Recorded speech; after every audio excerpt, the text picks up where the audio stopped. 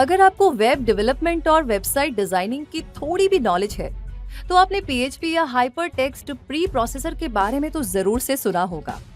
ये एक server side scripting language है जिसका इस्तेमाल वेब डेवलपमेंट के लिए होता है। वेब डेवलपमेंट में यूं तो बहुत सी लैंग्वेजेस यूज होती है, जैसे जावा स्क्रिप्ट, HTML, CSS और पाइथन। लेकिन अगर आप एक फुल स्टैक वेब डेवलपर का टैग अपनी प्रोफाइल में जोड़ना चाहते हैं, तो पीएचपी में आपकी एक्सपर्टीज होनी ही चाहिए। अगर पीएचपी के बारे में आपकी थोड़ी बहुत जानकारी है या जीरो नॉलेज है तो कोई बात नहीं, आप बिल्कुल सही प्लेटफॉर्म पर हैं। पीएचपी को 1994 में यानी 1994 में रेस्मस लेरडॉर्फ ने क्रिएट किया था। ये एक डैनिश कैनेडियन प्रोग्रामर है और ये जन्मे तो ग्रीनलैंड में थे पर बड़े हुए डेनमार्क में। अर्ली 1990s में इनका करियर एक प्रोग्रामर के तौर पर शुरू हुआ था और ये वर्ल्ड वाइड वेब के अलग अलग प्रोजेक्ट्स पर काम करते थे। 1994 में इन्होंने पीएचपी का पहला वर्जन बनाया जिसे ये पर्सनल होम पेज टूल्स या पीएचपी टूल्स कहते थे। अब वैसे तो इन्होंने पीएचपी डेवलप किया था अपना पर्सनल वेबसाइट मैनेज करने के लिए, पर जल्दी ही इनका पीएचपी टूल बाकी वेब डेवलपर्स के बीच में फेमस हो गया और आज ये वेब डेवलपर्स के लिए किसी सपोर्ट सिस्टम से कम नहीं है। तो पीएचपी बेसिकली करता क्या है? अगर इसका जवाब दूं तो पीएचपी से डायनामिक वेब पेजेस बनाए जाते हैं जो डेटाबेसेस और दूसरी सर्वर साइड टेक्नोलॉजी से इंटरैक्ट करता है। ये एक ओपन सोर्स है, मतलब इसके कोड्स फ्रीली अवेलेबल हैं और कोई भी इन्हें मॉडिफाई कर सकता है और इसका रीडिस्ट्रीब्यूशन भी आसान है। पीएचपी को दूसरे वेब फ्रेमवर्क्स जैसे लारावल, कोड इग्नाइटर और सिम्फनी के साथ यूज किया जा सकता है। MySQL जो कि एक popular open source relational database management system है, इसके साथ भी पीएचपी को लार्ज स्केल पर यूज किया जाता है। इसकी सिंप्लिसिटी, फ्लेक्सिबिलिटी और ईज ऑफ यूज ने इसे पॉपुलर बना दिया है। ये फास्ट भी है और एफिशिएंट भी। पीएचपी एक सर्वर साइड स्क्रिप्टिंग लैंग्वेज है जिसका फुल फॉर्म है हाइपर टेक्स्ट प्री प्रोसेसर, पर यह पीएचपी नाम से ज्यादा जाना जाता है। आगे बढ़े इससे पहले थोड़ा ये समझ लेते हैं कि सर्वर साइड स्क्रिप्टिंग लैंग्वेज होता क्या है। दरअसल एक सर्वर साइड स्क्रिप्टिंग लैंग्वेज एक प्रोग्रामिंग लैंग्वेज ही होती है जो वेब सर्वर पर रन करता है और डायनेमिक वेब पेजेस जनरेट करता है। वहीं क्लाइंट साइड स्क्रिप्टिंग लैंग्वेज जैसे जावा स्क्रिप्ट रन करता है क्लाइंट कंप्यूटर के ब्राउजर पर। सर्वर साइड स्क्रिप्टिंग लैंग्वेजेस से डायनेमिक वेबसाइट्स तो बनते ही हैं, साथ ही इससे वेब एप्लीकेशंस भी बनते हैं और जैसे कोई यूजर कुछ इनपुट्स डालता है तो ये रियल टाइम कंटेंट जनरेट करता है। पीएचपी के अलावा भी कुछ और popular server side scripting languages हैं, पाइथन, रूबी, जावा और .NET। हर लैंग्वेज की कुछ लिमिटेशंस और खूबियां होती हैं और किसी प्रोजेक्ट पर काम करते हुए यूजर स्पेसिफिक रिक्वायरमेंट के हिसाब से इन सभी लैंग्वेजेस की अपनी स्ट्रेंथ और वीकनेस होती है। टेक वर्ल्ड में किसी भी प्रोग्रामिंग लैंग्वेज की डोमिनेंस लंबे समय तक इसलिए बरकरार रहती है क्योंकि डेवलपर्स उसके साथ कंफर्टेबल फील करते हैं। पीएचपी के फीचर्स के चलते ही ये एक डिमांडेबल लैंग्वेज की कैटेगरी में शुमार है। चलिए एक्सप्लोर किया जाए। सबसे पहले बात सिंप्लिसिटी की। इसी के चलते ये इतना फेमस है। ये एक ऑर्गेनाइज्ड और इजी टू लर्न लैंग्वेज है, यहाँ तक कि बिगिनर्स को भी इसे सीखते हुए परेशानी नहीं आती। इसमें बहुत से प्री डिफाइंड फंक्शंस है जो प्रोग्रामर्स का काम आसान बनाते हैं। सी की तरह इसमें लाइब्रेरीज इंक्लूडेड करने की जरूरत नहीं पड़ती है। इसके प्री डिफाइंड फंक्शंस को ही ले लीजिए तो स्ट्रिंग फंक्शन सभी स्ट्रिंग्स को लोअर केस में कन्वर्ट करता है। न्यूमेरिक फंक्शन किसी भी नंबर का पॉजिटिव वैल्यू रिटर्न करता है। एरे बनाने के लिए इसमें एरे फंक्शंस है और डायरेक्टरी फंक्शन से करंट वर्किंग डायरेक्टरी मिलती है। पीएचपी एक फ्लेक्सिबल प्रोग्रामिंग लैंग्वेज है और पीएचपी स्क्रिप्ट्स किसी भी डिवाइस, मोबाइल, टैबलेट और पीसी में रन कर जाते हैं। डेटाबेस के साथ इसकी कंपैटिबिलिटी इसे आसान बनाती है। ये HTML, XML और जावा स्क्रिप्ट के साथ भी इंटीग्रेट हो जाता है, तो वेब डेवलपर्स के लिए इसे औरों के साथ मर्ज करना आसान होता है। और तो और क्योंकि ये एक सर्वर साइड स्क्रिप्टिंग लैंग्वेज है तो अपाची और IIS सर्वर पर भी काम करता है। पीएचपी की एक और खासियत ये है कि ऑब्जेक्ट ओरिएंटेड प्रोग्रामिंग फीचर्स भी रखता है, जैसे data encapsulation, inheritance, abstraction and polymorphism. इस फीचर्स को PHP 5 में इंट्रोड्यूस किया गया था। इससे कॉम्प्लेक्स रीयूजेबल वेब पेजेस बनाने में हेल्प मिलती है और यही रीजन है कि PHP जावा और पाइथन की बराबरी कर पाता है। यहाँ बात करें एब्स्ट्रैक्शन की तो किसी रियल वर्ल्ड ऑब्जेक्ट की प्रॉपर्टीज और बिहेवियर को सॉफ्टवेयर में रिप्रेजेंट करने का तरीका होता है एब्स्ट्रैक्शन। इनकैप्सुलेशन का मतलब होता है डेटा और मेथड्स को कंबाइन करके एक एंटिटी बनाना। इनहेरिटेंस होता है रियल वर्ल्ड में ऑब्जेक्ट्स जिस ऑर्डर में रहते हैं उसकी नकल करना। और पॉलीमॉर्फिज्म से पीएचपी को वो कैपेबिलिटी मिलती है जिससे एक ऑब्जेक्ट को दूसरे ऑब्जेक्ट से रिप्लेस करना पॉसिबल होता है। पीएचपी एक इंटरप्रिटेटेड लैंग्वेज है, मतलब इसमें कॉम्पिलेशन की जरूरत नहीं पड़ती है। इंटरप्रिटेटर्स का काम होता है किसी प्रोग्राम के जरिए लाइन बाय लाइन रन होना और कोडिंग को एग्जीक्यूट करना। ये सोर्स कोड को खुद ही एग्जीक्यूट करते हैं, इसी वजह से वो कोड्स प्लेटफॉर्म इंडिपेंडेंट बन जाते हैं। पीएचपी जैसे इंटरप्रिटेटेड लैंग्वेज से डायनामिक टाइपिंग और शॉर्ट एग्जीक्यूटेबल प्रोग्राम साइज रखना मुमकिन होता है। पीएचपी एक वर्सेटाइल, रिलायबल और एफिशिएंट प्रोग्रामिंग लैंग्वेज है। इसका मेमोरी मैनेजमेंट बहुत ही एफिशिएंट है, साथ ही great session management, unnecessary memory allocation को कम करना और ऐसे ही दूसरे फीचर्स की बात करें तो पीएचपी फास्ट परफॉर्मेंस देता है। दूसरे किसी भी स्क्रिप्टिंग लैंग्वेज के मुकाबले इसकी स्पीड ज्यादा है। पीएचपी से डेवलप हुए वेब पेजेस जल्दी ही लोड होते हैं और यूजर्स को फास्ट ब्राउजिंग एक्सपीरियंस मिलता है, क्योंकि पीएचपी के कोड्स अपनी ही मेमोरी स्पेस में रन करते हैं, तो ये कम वक्त लेते हैं। डेटाबेस के साथ भी कनेक्शन एस्टेब्लिश करने में इसकी स्पीड का कोई जवाब नहीं है। फ्री एंड ओपन सोर्स होने के चलते पीएचपी को फ्री में डाउनलोड और यूज किया जा सकता है। यूजर्स को इसका कोई लाइसेंस लेने की जरूरत नहीं पड़ती है और कोई पेमेंट देने की झंझट नहीं होने से ये पॉकेट फ्रेंडली भी है। पीएचपी को डेवलपर्स इतना पसंद इसलिए भी करते हैं क्योंकि इसके बहुत से प्री डिफाइंड फंक्शन से डेटा एन्क्रिप्शन की फैसिलिटी मिलती है। साथ ही यूजर सिक्योरिटी के लिए थर्ड पार्टी एप्लीकेशंस भी यूज कर सकते हैं। पीएचपी को डिजाइन ही कुछ इस तरीके से किया गया है कि ये सीजीआई या कंप्यूटर जेनरेटेड इमेजरी प्रोग्राम्स लिखने के लिए एक सिक्योर लैंग्वेज माना जाता है। सिक्योरिटी एल्गोरिथम्स लिखने वाले प्रोग्राम्स जैसे सिक्योर हैश एल्गोरिथम 1 और मैसेज डाइजेस्ट 5 अपने स्ट्रिंग्स को एनक्रिप्ट करने के लिए पीएचपी यूज करते हैं। पीएचपी के साथ वेब डेवलपमेंट होती है, इतना जान लेना ही काफी नहीं है। अगर कोई पीएचपी डेवलपर बनना चाहता है तो उसे इस बात की पूरी जानकारी होनी चाहिए कि एक पीएचपी डेवलपर एग्जैक्टली क्या-क्या करता है। तो एक पीएचपी डेवलपर वो प्रोफेशनल होता है जिसे MySQL, JSON, AJAX, XML और HTML की भी जानकारी होती है। साथ ही इन्हें पीएचपी के अलग-अलग फ्रेमवर्क्स जैसे cake PHP, code igniter, Laravel और पीएचपी IDE जैसे पीएचपी स्टॉर्म और जेंड स्टूडियो की भी समझ होनी चाहिए।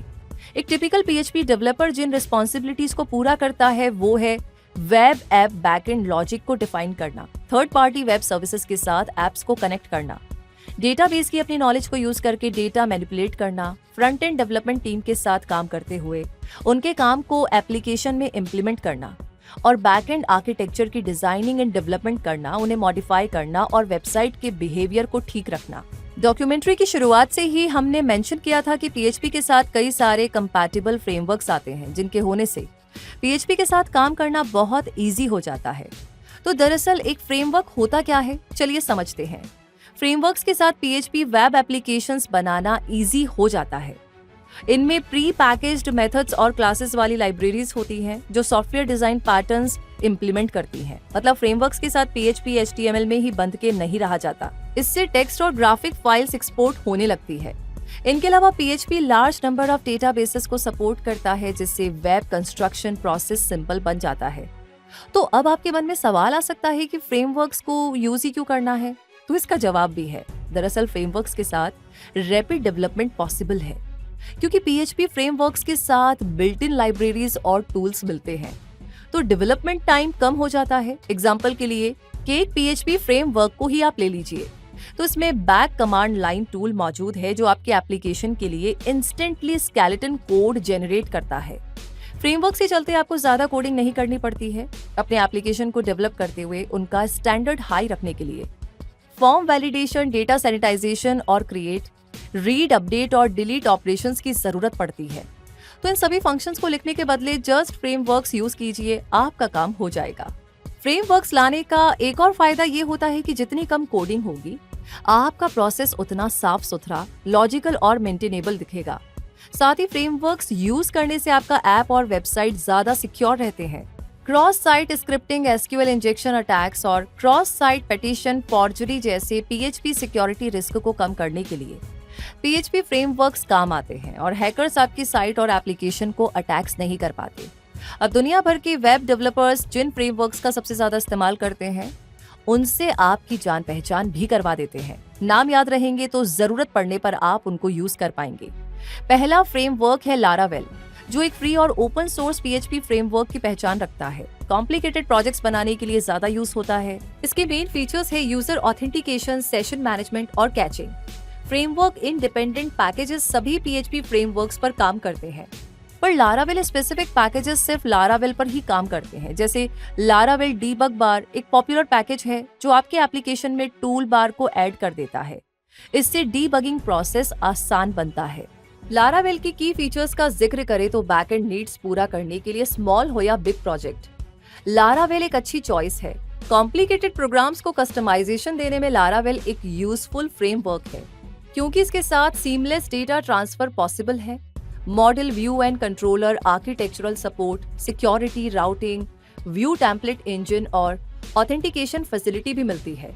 इसके बाद में कोड इग्नाइटर भी एक popular light weight PHP framework है। जिन डेवलपर्स को फुली फंक्शनल वेब एप्लीकेशन के लिए सिंपल और ब्यूटीफुल टूल सेट चाहिए होता है, वो अपनी जरूरत कोड इग्नाइटर से पूरी करते हैं। ये इतना स्मॉल होता है कि सिर्फ 1.2 MB डिस्क स्पेस ऑक्यूपाई करता है। इसी के चलते वेब पेज लोडिंग आसान बनती है और वेब सर्वर एंड एप्स पर लोड नहीं पड़ता। अगला PHP फ्रेमवर्क है सिम्फनी। ये साल 2005 में रिलीज हुआ था। ये एक फास्ट टेम्पलेट इंजन है जो सिंपल सिंटैक्स देता है। इसमें बिल्ट इन डीबगिंग टूल्स है जिनसे आपके प्रोजेक्ट स्मूथली रन करते हैं। इसका इस्तेमाल लार्ज स्केल कॉर्पोरेट एप्लीकेशंस बनाने में होता है। ये डेटाबेस इंजन इंडिपेंडेंट और रिलायबल भी है, जिसे वेंडर लाइब्रेरीज के साथ इंटीग्रेट किया जा सकता है। फाल्कोन भी एक पॉपुलर PHP फ्रेमवर्क है जिसका डेवलपमेंट स्टाइल C और C++ पर बेस्ड है। इसमें asset management, catching, universal auto loader जैसे बहुत सारे डेवलपमेंट ऑप्शंस अवेलेबल हैं, जिनसे फॉल्टलेस वेब एप्लीकेशंस बनाने में मदद मिलती है। इससे वेब डेवलपमेंट प्रोसेसेस को तेजी मिलती है और कम मेमोरी स्पेस लेने के चलते वेबसाइट की स्पीड भी बढ़ती है।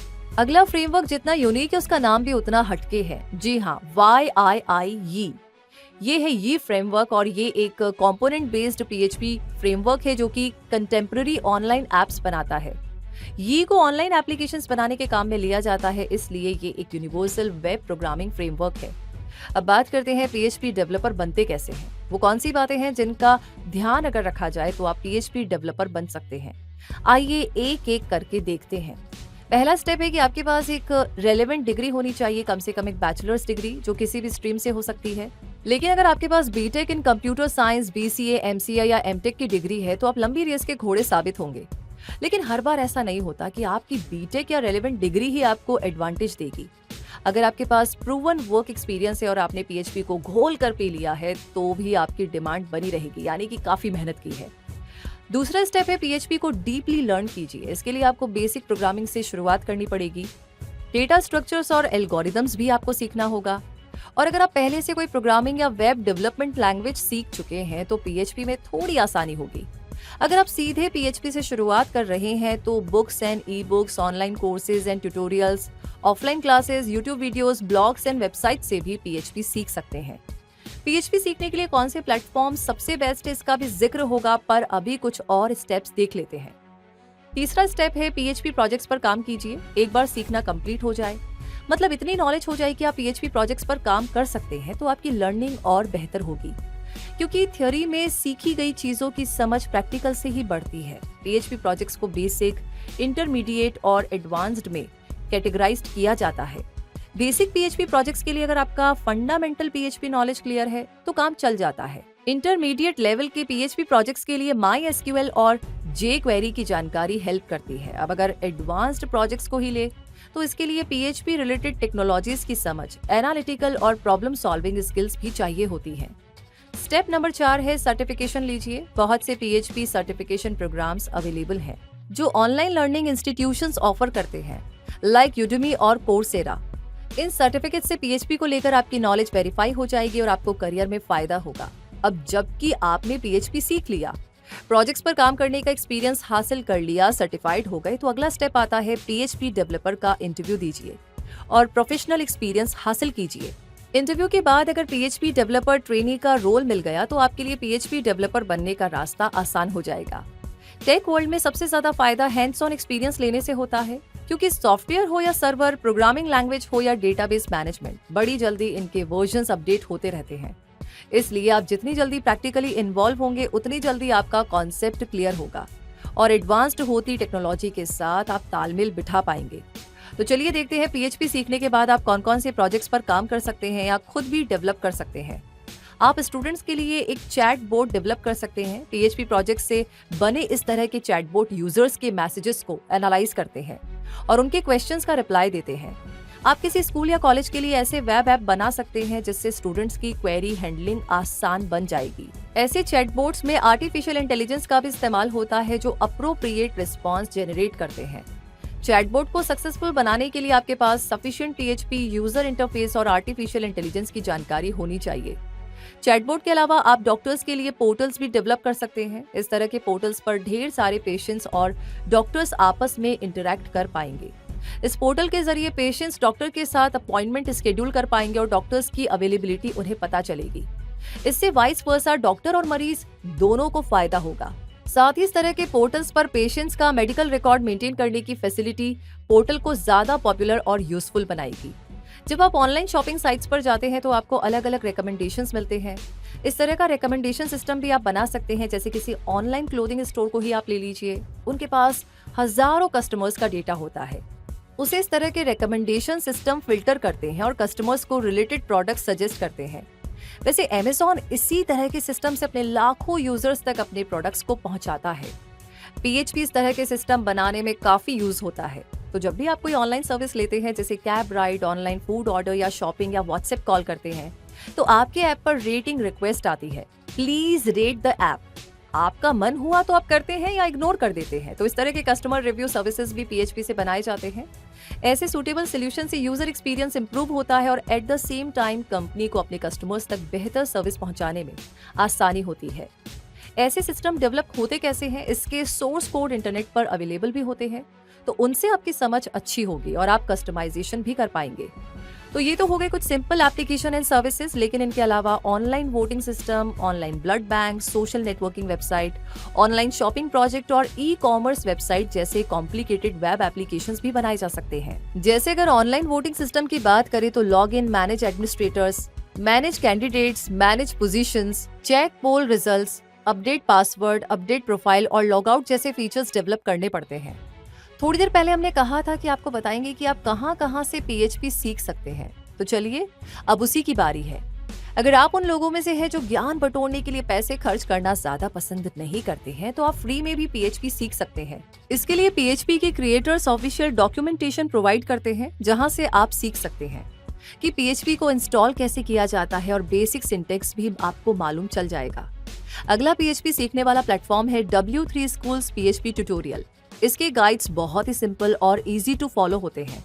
साथ ही यहाँ बहुत से रेफरेंसेस, एग्जाम्पल्स, एक्सरसाइजेज और क्विज से पीएचपी सीखना आसान बन जाता है। ये ऑनलाइन सर्टिफिकेशन भी करवाते हैं। गीक्स फॉर गीक्स भी एक ऐसा प्लेटफॉर्म है जो पीएचपी ट्यूटोरियल्स प्रोवाइड करता है। बहुत से फ्री रिसोर्सेज है जो सिर्फ पीएचपी बेसिक्स कवर करते हैं, लेकिन यहाँ पर आपको इतने ट्यूटोरियल्स मिलेंगे जो लगभग सब कुछ कवर करते हैं। पीएचपी के सभी फंक्शंस और लाइब्रेरीज के बारे में आप सीख सकते हैं। द नेट निंजा भी पीएचपी डेवलपर बनने की और एक कदम बढ़ाने में आपकी हेल्प करता है। अगर आप एकदम शुरू से एक वेबसाइट बिल्ड करना चाहते हैं तो यहाँ पर आपको परफेक्ट वीडियो प्लेलिस्ट मिलेगी। पीएचपी और MySQL को इस्तेमाल करके कैसे फुली फंक्शनल वेबसाइट तैयार की जाती है, यहाँ पर आप ये जानेंगे। इस प्लेटफॉर्म की वीडियो से बहुत से लर्नर्स ने पीएचपी में अपनी एक्सपर्टीज बढ़ाई है। आप भी जरूर से ट्राई कीजिएगा। और अगर आप पेड कोर्स से पीएचपी सीखना चाहते हैं तो कोर्सेरा, यूडेमी और ट्री हाउस पीएचपी जैसे ढेरों प्लेटफॉर्म्स हैं जहां से अपनी स्किल्स एंड नॉलेज के हिसाब से आप कोर्स चूज कर सकते हैं। वेब डेवलपमेंट में ऐसे कई सारी लैंग्वेजेस है जिनसे शुरुआत की जा सकती है, तो अक्सर ही पीएचपी को पाइथन से कंपेयर किया जाता है। कोई कहता है वेब डेवलपिंग में एंट्री करनी है तो पाइथन बेस्ट है, तो कोई पीएचपी का नाम लेता है। लेकिन इन दोनों के बीच कौन बेस्ट है ये बिना किसी कंपैरिजन के कहना बहुत मुश्किल है। आइए जान लेते हैं। ईज ऑफ इंस्टॉलेशन के नजरिए से देखें तो पाइथन के मुकाबले पीएचपी को इंस्टॉल करना आसान होता है। वहीं पाइथन का इंस्टॉलेशन प्रोसेस जरा चैलेंजिंग है। अगर देखें सीखने में आसानी किसके साथ आएगी तो बिगिनर्स के लिए पीएचपी थोड़ा मुश्किल साबित होता है। वहीं पाइथन एक बहुत ही इजी लैंग्वेज है और बिगिनर्स इसे जल्दी ग्रैब कर लेते हैं। दोनों में परफॉर्मेंस किसकी अच्छी है तो यहाँ पीएचपी बाजी मार जाता है। पीएचपी का जो लेटेस्ट वर्जन है वो पाइथन के मुकाबले 3 गुना ज्यादा तेज है। वहीं पाइथन रिलेटिवली स्लो रिस्पॉन्ड करता है। सिंटेक्स का एग्जांपल ले तो पीएचपी के सिंटेक्स थोड़े अनकॉमन और डिफिकल्ट दिखाई देते हैं और पाइथन के सिंटेक्स बहुत इजी है और इंग्लिश लैंग्वेज जैसे लगते हैं। बात जब आती है कोड लिखने की तो पीएचपी के कॉम्प्लेक्स प्रोग्राम्स ज्यादा लंबे होते हैं और पाइथन में कॉम्प्लेक्स प्रोग्राम्स बस कुछ लाइंस में ही लिखे जा सकते हैं। टाइप ऑफ लैंग्वेज को ही ले लीजिए तो पीएचपी एक वेब डेवलपमेंट प्रोग्रामिंग लैंग्वेज है, वहीं पाइथन एक ऑल पर्पस प्रोग्रामिंग लैंग्वेज है। सिक्योरिटी को देखें तो पीएचपी में कम सिक्योरिटी मिलती है। ओल्ड कोडिंग परफॉर्मेंस के चलते पाइथन के मुकाबले पीएचपी उतना सिक्योर नहीं है, पर पाइथन जेंगो सपोर्ट करता है जिसमें इसके खुद के सिक्योरिटी फीचर्स मौजूद हैं। तो कंपैरेटिवली पाइथन यहाँ पीएचपी से आगे है और अगर पाइथन के ऊपर डिटेल्ड नॉलेज आपको चाहिए तो आपको यहाँ पाइथन पर भी सेपरेट डॉक्यूमेंट्री मिल जाएगी। वैसे वेब डेवलपमेंट लैंग्वेजेस और प्रोग्रामिंग लैंग्वेजेस पर हम एक सीरीज ऑफ डॉक्यूमेंट्रीज पर काम कर रहे हैं, तो आपको JavaScript, Go, Java, C sharp, Swift, R, Ruby, CN, C++, SQL, CSS और पर्ल पर भी डेडिकेटेड डॉक्यूमेंट्री मिल जाएगी। आप अगर 90s किड हैं तो आपने विंडोज 98 भी यूज किया होगा, फिर विंडोज XP, फिर आया विंडोज विस्टा और विंडोज 7। अब इनमें आपको कौन सा बेस्ट लगा? आई एम श्योर आप मुझसे भी सहमत होंगे कि विंडोज XP की एक्सपीरियंस को बीट करना इम्पॉसिबल है। तो कई बार किसी टूल का अपना लेटेस्ट वर्जन ही अपने प्रीवियस वर्जन के मुकाबले अनकंफर्टेबल लगता है। कुछ ऐसा ही PHP के साथ भी है। PHP 8 रिलीज हुआ था नवंबर 2020 में, पर आज भी कई बार PHP 7 यूज करने का रिकमेंडेशन दिया जाता है। तो PHP 7 को क्रिएट करने का क्रेडिट जाता है दिमित्री स्टोगोव, निकिता पोपोव और शिनचैन हुई को। इन तीनों डेवलपर्स ने PHP का जो वर्जन डेवलप किया था, इसे उन्होंने नाम दिया PHP next generation. PHP community ने इसे एक्सेप्ट किया और इस नए स्क्रिप्टिंग लैंग्वेज से डेवलपमेंट भी करने लगे क्योंकि इसकी परफॉर्मेंस अच्छी थी और ये एक स्टेबल वर्जन था जिसे अब PHP 7 कहते हैं। ये दिसंबर 2015 में रिलीज हुआ था और वेबसाइट्स एंड ऑनलाइन एप्लीकेशंस के लिए ये फास्ट परफॉर्मेंस की गारंटी देता है। अगर बात करें PHP के ओल्डर वर्जन की तो PHP 5 और PHP 7 में से किसी एक को चुनना पड़े तो PHP 5 लगभग आउटडेटेड हो चुका है। इसके सिक्योरिटी फीचर्स PHP 7 के मुकाबले कमजोर हैं, तो अगर PHP 5 से कोई वेबसाइट बनी है तो वो रिस्क पर रहती है। PHP 7 में बहुत से सुधार हुए हैं और PHP 5 के कंपैरिजन में स्पीड, रिस्क मैनेजमेंट और हैंडलिंग ऑफ एरर्स में PHP 7 ज्यादा डिपेंडेबल है। PHP फ्रेमवर्क्स लेने के बाद अब समझते हैं PHP IDE को, क्योंकि इसे भी डेवलपर्स कम्युनिटी बहुत यूज करती है।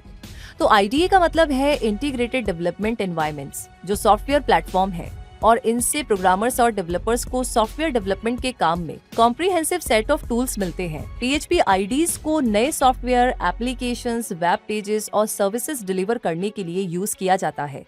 इसके साथ काम करने का बेस्ट पार्ट ये है कि IDE के साथ आपको कोई और दूसरा टूल चाहिए ही नहीं होता। डेवलपिंग, टेस्टिंग और ऑटोमेशन सब कुछ IDE ही कर देता है।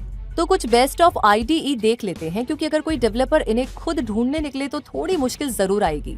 One of the best PHP IDE है PHP Storm। इसे चेक रिपब्लिक की कंपनी JetBrains ने डेवलप किया था। साल 2009 में रिलीज होने के बाद से ही ये अप टू डेट रहता है और डेवलपर्स की पहली पसंद भी है। हालांकि ये फ्री नहीं है और सिर्फ 30 डेज के फ्री ट्रायल के साथ आता है, पर बहुत कॉस्टली भी नहीं है और ये HTML, CSS और जावा स्क्रिप्ट भी सपोर्ट करता है। ये smart PHP code editor, auto code completion, syntax highlighting, code refactoring, error detection जैसे फीचर्स के साथ आता है। विंडोज, मैक OS और लाइनक्स पर चलता है और इसका ईयरली सब्सक्रिप्शन लगभग $200 पर यूजर आता है। अगला PHP IDE है Zend Studio, जिसे दुनिया भर के PHP डेवलपर्स यूज करते हैं और ये PHP वर्जन 5.5 और उससे ऊपर के वर्जन्स को सपोर्ट करता है। Smart code completion, code refactoring और रियल टाइम एरर्स डिटेक्शन इसके की फीचर्स हैं। साथ ही ये HTML, CSS और जावा स्क्रिप्ट कोड को भी सपोर्ट करता है। ये भी विंडोज, मैक OS और लिनक्स में रन करता है।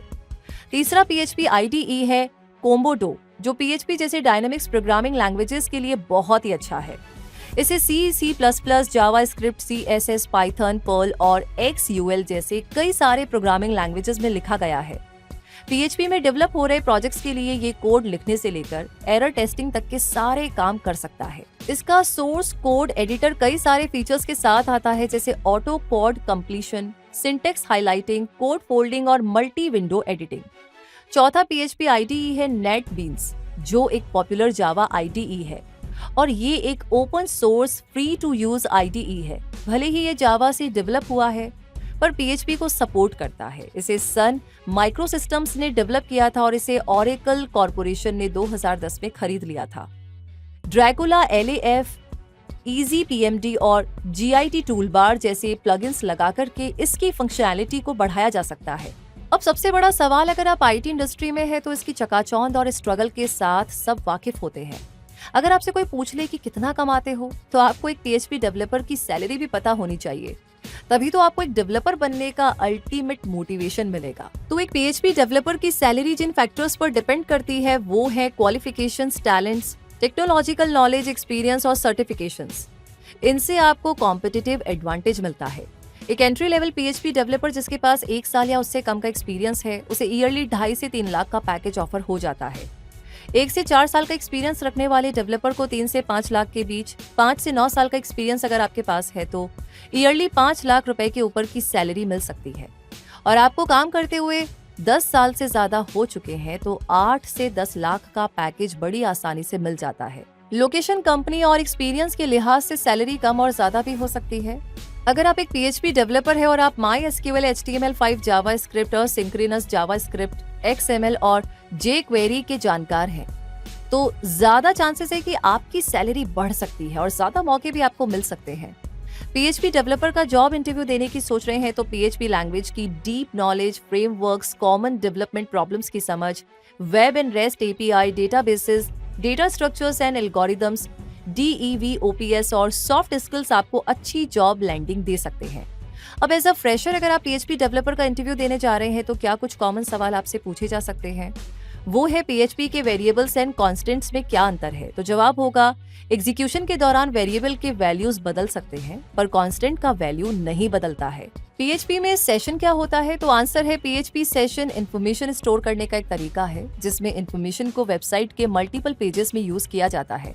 अगर इंटरव्यूअर आपसे पूछे पेयर यानी PEAR का फुल फॉर्म क्या होता है, तो PEAR होता है PHP extension and application repository. क्या पीएचपी एक केस सेंसिटिव लैंग्वेज है, तो पीएचपी एक पार्शियल केस सेंसिटिव लैंग्वेज है जिसमें वेरिएबल नेम्स पूरी तरह से केस सेंसिटिव होते हैं पर फंक्शन नेम्स केस सेंसिटिव नहीं होते। पीएचपी में इको एंड प्रिंट में क्या अंतर होता है, तो इन दोनों में जो बेसिक डिफरेंस है, इको में आउटपुट से एक या उससे ज्यादा स्ट्रिंग्स निकलते हैं और प्रिंट सिर्फ एक स्ट्रिंग आउटपुट देता है जो हमेशा एक रिटर्न करता है।